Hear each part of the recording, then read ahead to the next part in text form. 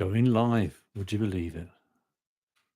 This is your green Washup. First time we've tried this. Very good morning to you. My name is Xan. Xan Phillips is my full name. And no one knows we're doing this. So it's actually quite a surprise, not only to myself, but to you if you've seen this. If you're actually watching this live right now, you're seeing someone doing this for the very first time. And I will introduce myself.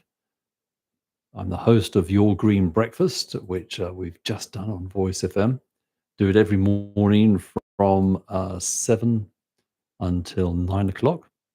And then what we're going to do now is something we're calling a wash-up. And a wash-up is going to be things discussed in the show and then bringing them to your attention. And so at the moment, we've just done our green headlines.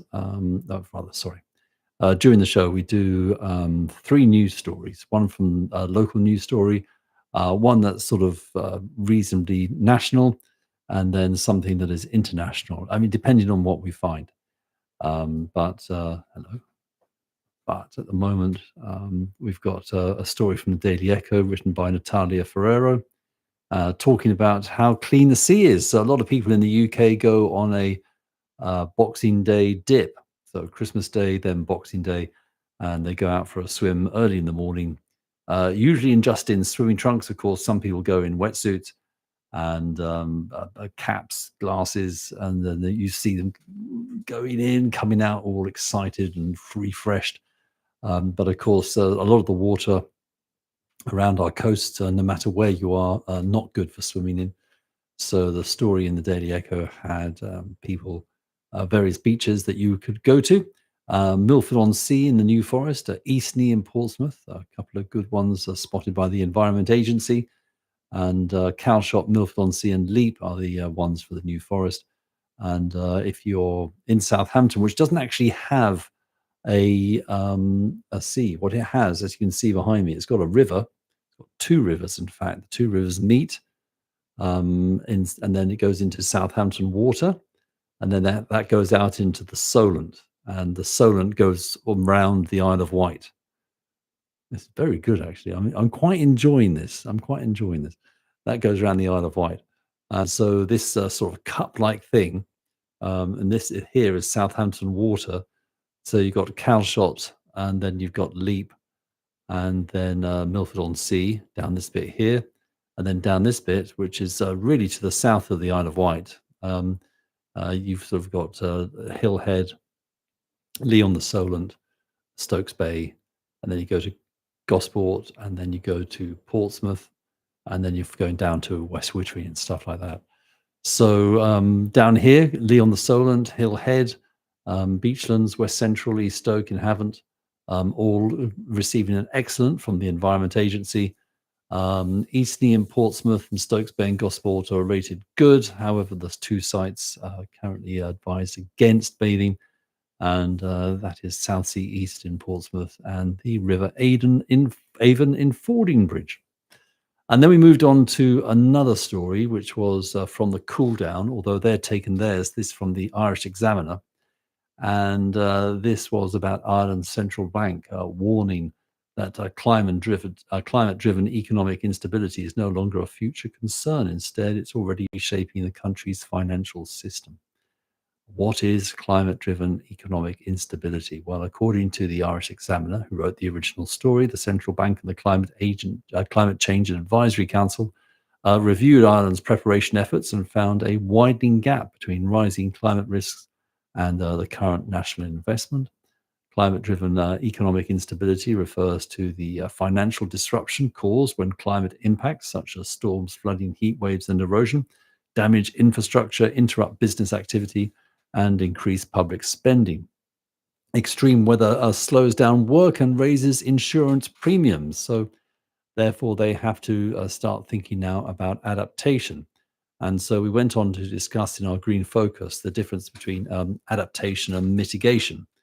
And you can discuss this as maybe as a bath that is filling up with water, and you can't get the plug out, the overflow is not working, and it's just filling up and filling up.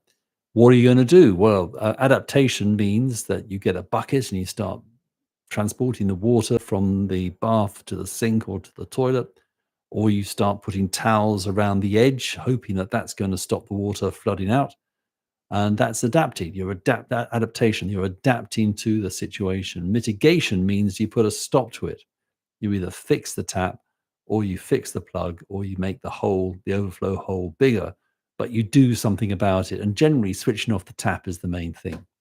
So when it comes to climate change, we have this particular issue where we are not um,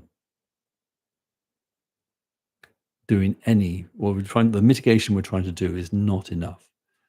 And the trouble is, mitigation has to be done on a global scale, because it's okay, countries doing a lot and other countries not doing a lot, but it's just not going to stop the problem.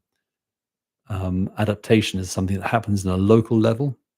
And so if you are like in Southampton, we've got problems with potentially with floodwater. We've got to redo the banks of the Itchen, which is that river behind me. You can't quite see it.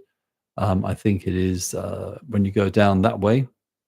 I'm doing this back to front, but when you go down that way, down to the Itchen Bridge, round about there, between the Itchen Bridge and Northern Bridge, you will find that that particular area, the East Bank, or it's the West Bank. It's the West Bank. The West Bank needs a lot more defences. And if it doesn't get the defences, at some point it's going to flood, and that's going to affect a lot of houses and a lot of businesses.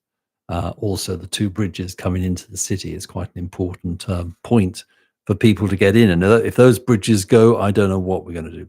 So that is a major issue. And adaptation is what they're thinking about in Ireland. Their budget isn't enough. And it's an interesting story.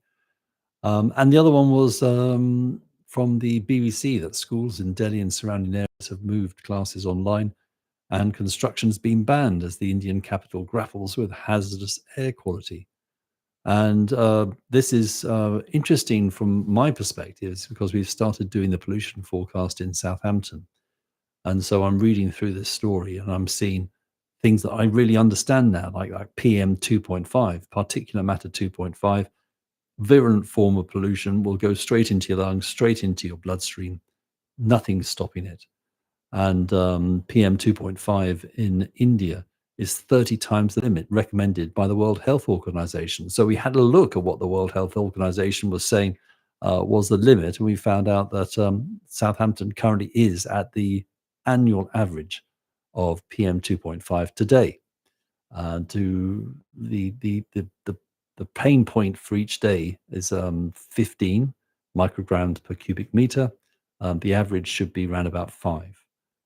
However, it is 30 times the limit in India and Delhi at the moment, which must be horrendous for them. Absolutely horrendous.